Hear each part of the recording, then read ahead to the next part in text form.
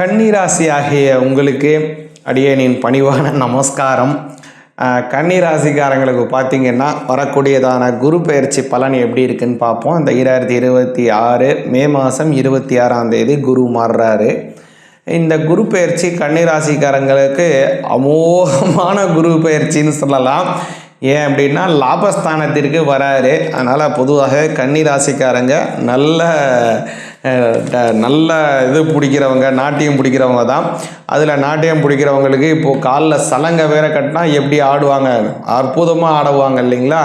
அது மாதிரி அற்புதமான நல்ல பலன்கள் இந்த கன்னிராசிக்காரங்களுக்கு கிடைக்க போகுது. கொஞ்சம் விடாப்பிடியான ஆளாக இருக்கக்கூடியவங்க கன்னிராசிக்காரங்க. பொதுவாகவே கன்னிராசிக்காரங்களுக்கு ஒரு கேந்திர பலனே உண்டு. எதனாலனா குரு தான் காரணம். 4க்கும் குரு, 7க்கும் குரு, 10க்கு ராசிநாதன் அப்படிங்கிற ஒரு கேந்திர பலன் கன்னிராசிக்காரங்களுக்கு உண்டு. அந்த கேந்திர பலனுக்கு உடைய அந்த குரு பகவான் இப்போ 11ஆம் தாவத்திலே லாபத்தை அள்ளி வழங்கக்கூடிய இடத்துல வந்து உட்கார்றாரு. அதனால் கன்னிராசிக்காரங்களுக்கு அமோகமான வளர்ச்சிகள் ஏற்பட போகுது. அதில் கூடுதலான ஒரு விஷயம் என்ன அப்படின்னா, கண்டக சனி நடந்துகிட்டு இருக்கு. இந்த கண்டக சனிங்கிறது பார்த்திங்க அப்படின்னா கொஞ்சம் கெடுபலனை தரக்கூடியது கன்னிராசிக்காரங்களுக்கு. இப்போது அந்த கண்டக சனியை வந்து சனி பார்க்கிறாரு. சனி பகவானை கண்டக சனி தரக்கூடிய சனியை குரு பார்க்கிறாரு. குரு பார்க்கறதுனால பல நன்மைகள் கன்னிராசிக்காரங்களுக்கு கிடைக்க போகுது. இல்லை என்னென்னு கேட்டிங்க அப்படின்னா, என்னென்ன பலன்கிறத கவனிச்சிங்க அப்படின்னா, முதல் விஷயம் இந்த குரு பலனை பற்றிய குரு பார்வை பலனை பார்ப்போம். அதுக்கு முன்னாடி முதல் விஷயம் அந்த குருவினுடைய ஸ்தான பலனை கவனிச்சிங்க அப்படின்னா, 4ஆம் அதிபதி 11ஆம் இடத்துல போவது அது வந்து பெரிய யோகங்க. சுகஸ்தானாதிபதி 11ல் போகிறது. புதிய வாகனம் வாங்கலாம், புதிய வீடு வாங்குவீங்க. உங்களுடைய வீடு சின்ன வீடாக இருக்குது, சின்னது உங்களுடைய ரொம்ப ரொம்ப கன்சிஸ்டன்ஸாக இருக்குங்க. ரொம்ப பெரிய இடமா விஸ்தாரமாக ஒரு பங்களாவாக ஒரு அரண்மனையாக கட்டணும், இல்லாது இந்த வீட்டையே நான் பெருசு பண்ணி கட்டணும், அல்லது இந்த சொந்த வீட்டில் இருக்கக்கூடிய கடனை நான் பூர்ணமாக அடைக்க வேணும், அப்படிலாம் உங்களுக்கு ஆசை இருந்துன்னா எல்லா ஆசையும் குரு பகவான் நிறைவேற்றுவார். உங்களுடைய அபிலாசைகளை பூர்த்தி செய்வார். அதாவது 11ஆம் பாவங்கிறது என்னன்னா அபிலாசைகள். இந்த அபிலாசைகள்ங்கிறது நம்ம ஏபிஜே அப்துல் கலாம் ஐயா சொன்னார் இல்லைங்களா, கனவு காணுங்கள், அந்த கனவே உங்களை வந்து அந்த வெற்றியை நோக்கி பிரயாணிக்கும்பாங்கள்ல. அது மாதிரி நாம் எவ்வளோ நாள் கனவு காண்டாலும் அதனை வந்து கூட்டி வைப்பதற்கு ஒரு காலங்கள் கனிய வேண்டும் இல்லைங்களா? அப்போது அந்த குரு 11க்கு வரும்போது உங்களுடைய அபிலாசைகள் பூர்த்தியாகும். நல்லா சொல்கிறேன், அபிலாசைகள்னால் நீங்கள் காணக்கூடியதான அந்த கனவுனா தூக்கத்தில் வரக்கூடிய கனவு இல்லை. எந்த கனவு உங்களை தூங்க விடாமல் துரத்து கிடக்குதோ அதுதான் வந்து உண்மையான கனவு. அந்த கனவு மெய்ப்படக்கூடியதான காலம் இப்போது உருவாகுதுங்க. அதனால் கன்னிராசிக்காரங்களுக்கு அமோக வளர்ச்சி வரக்கூடிய காலத்தில் இருக்குது. இஷ்ட தெய்வம் குலதெய்வத்தினுடைய அனுகிரகம் பூர்ணமாக கிடைக்க போகுது. சுகஸ்தானாதிபதி 11ல் போகிறாரு. 7ஆம் அதிபதி 11ல் போவதனால கல்யாணம் ஆகாதவங்களுக்கு கல்யாண பாக்கியம் கிடைக்க போகுது. குரு பகவான் கண்டக சனியை பார்க்கறதுனால சனி பகவானால் ஏற்படக்கூடியதான விரயங்கள், கால மாற்றங்கள் இது எல்லாமே மாறும். சீரானபடியான செலவுகள் இருக்கும். குடும்பத்திலே வந்து சேர வேண்டிய பல லாபங்கள் வந்து சேரும். முக்கியமாக ஒரு விஷயம் என்னங்கிறத நீங்கள் கவனிச்சிங்க. சனிக்கிழமை சனி பகவானுக்கு எள்ளு தீபம் ஏற்றுங்க. அப்போ தான் அந்த கண்டக சனினால் சின்ன சின்ன உபாய்கள் வந்தால் கூட எல்லாமே மாறும். குடும்பத்திலும் நல்ல சந்தோஷம் ஏற்படும். சிவாய நமக.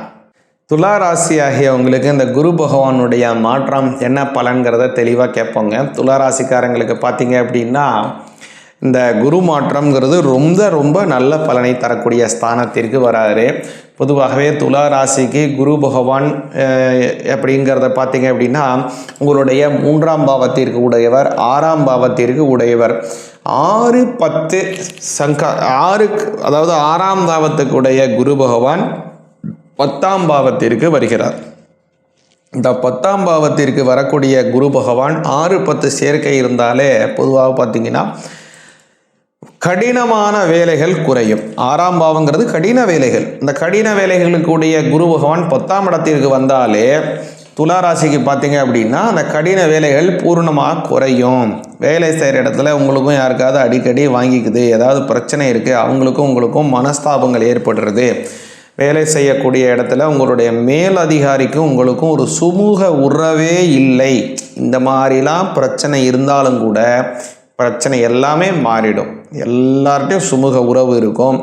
அதுமாரி துளாராசிக்காரங்களுக்கும் அவங்களுக்கு ஒரு புதிய வேலை செய்யணுங்கிற ஏதாவது எண்ணம் இருக்குது, அது இன்னும் கைகூடாமல் இருக்குன்னாலும் வரக்கூடிய காலத்தில் கைகூடும். ஏன்னா 10ஆம் இடம்ங்கிறது உங்களுடைய ஜீவனத்தை குறிக்கக்கூடிய இடம். அந்த இடத்துல குரு வர்றது ரொம்ப நல்ல பலனுங்க. இதில் ஒரு முக்கியமான விஷயம் என்னன்னா உடல் ஆரோக்கியம். 10ல் குரு இருக்கக்கூடிய காலத்தில் உடல் ஆரோக்கியத்தில் கொஞ்சம் கவனமாக இருக்கணும். கூடுதலாக உங்களுக்கு ஆரோக்கியங்கிறது ரோகஸ்தானாதிபதி இல்லைங்களா? அதனால் நீங்கள் வேலை செய்யக்கூடிய வேலை நேரத்தினாலோ அல்லது வேலையினுடைய பலு காரணமாகவோ அல்லது வேலை நிமித்தம் காரணமாகவோ அலைச்சல் காரணமாகவோ வேலை நிமித்தமாக நீங்கள் உட்கொள்ளக்கூடிய உணவு காரணமாகவோ உங்களுக்கு உடல் ஆரோக்கியத்தில் பிரச்சனை வருவதற்கு வாய்ப்பு இருக்குங்க. அதனால் உடல் ஆரோக்கியத்தில் ரொம்ப கவனமாக இருங்க. பொதுவாகவே என்ன சொல்லுவாங்கன்னா 10ல் குரு துரியோதனன் மாண்டான் அப்படின்னு சொல்லுவாங்க. அதனால் 10ஆம் இடத்துல குரு வரக்கூடிய காலத்தில் உடல் ஆரோக்கியத்தை மட்டும் கொஞ்சம் கவனமாக பார்த்துக்கணும், முக்கியமாக துளாராசிக்காரங்க. அடுத்ததாக அந்த குரு பகவான் எந்த இடத்துல இருந்தாலும் கூட அவருடைய பார்வை நன்மையை தான் செய்யும். ஏன் அப்படி சொல்கிறேன் அப்படின்னா, குரு பார்த்தால் கோடி நன்மை இல்லைங்களா? அந்த வகையில் துளாராசிக்கு பார்த்தீங்கன்னா குரு பகவான் ரொம்ப நல்ல இடம் 10ஆம் இடத்தில் இருந்து அவருடைய பார்வை பார்த்தீங்கன்னா உங்களுடைய 2ஆம் வீட்டை பார்க்கிறார். 2ஆம் வீடுங்கிறது தனஸ்தானம். இந்த தனஸ்தானத்தை அதாவது 6ஆம் அதிபதி 10ஆம் இடத்தில் இருந்து கொண்டு பார்க்கறதுனால பொருளாதாரம் உயரும். நீங்கள் செய்யக்கூடிய வேலை மனசுக்கு திருப்தியானதாகவும் இருக்கும். உங்களுக்கு அதில் ரொம்ப சொல்ல ஆற்றல் உயரும். அதன் மூலமாக உங்களுக்கு வருமானம் உயரும். அது ஒரு பெரிய ப்ளஸ்ஸாக இருக்குது உங்களுக்கு. அடுத்ததாக பார்த்தீங்கன்னா துளாராசிக்கு குரு பகவான் உங்கள் குரு பகவான் 4ஆம் வீட்டை பார்க்கிறார். 4ஆம் வீட்டை 3ஆம் அதிபதி 4ஆம் வீட்டை 10ஆம் வீட்டில் இருந்து 7ஆம் பார்வையாக பார்க்கிறார். அதனால் வீடு வாங்குவதற்கு ஒரு பெரிய யோகம் இருக்குங்க. வீடு வாங்கணும்னு ரொம்ப நாளாக ஆசைப்படுறவங்க துளாராசிக்காரங்க வரக்கூடிய நாளத்தில் வீடு பாருங்கள். வீடு நிச்சயமாக வாங்குவீங்க. வீட்டில் ஏதாவது கடன் இருந்தால் கூட கண்டிப்பாக அந்த கடன் எல்லாம் பூர்ணமாக அடைச்சிடுவீங்க. நல்ல அபிவிருத்தி உண்டு. அடுத்ததாக துளாராசிக்காரங்களுக்கு பார்த்தீங்கன்னா குரு பகவான் அவருடைய 9ஆம் பார்வையாக துளாராசியினுடைய 6ஆம் வீட்டை பார்க்கிறார். அதனால் எதிரிகள் கொஞ்சம் எதிர்க்கிறவங்க, உங்கள்கிட்டருந்து உரண்டை இழுக்கிறவங்க, உங்களை பார்த்தாலே பிரச்சனை பண்ணணும் துடிக்கிறவங்க, உங்களுடைய வளர்ச்சியை கண்டு ஏற்றுக்கொள்ள முடியாமல் பொறாமைப்படுபவர்கள் எல்லாரும் உங்களை விட்டு ஒழிந்து விடுவார்கள். அவங்களுடைய சூழ்நிலைகள் மாறும். யாராக இருந்தாலும் உங்கள்கிட்ட ஒரு சுமூக உறவை ஏற்படுத்திக்க போகிறாங்க. வாழ்க்கையில் நல்ல பலன் ஏற்படும். முக்கியமாக சனி பகவான் 6ல் இருக்கிறதுனால ஆஞ்சநேயருக்கு வெற்றிலை மாலை போடுங்க, நல்ல பலன் கிடைக்கும். சிவாய நமக.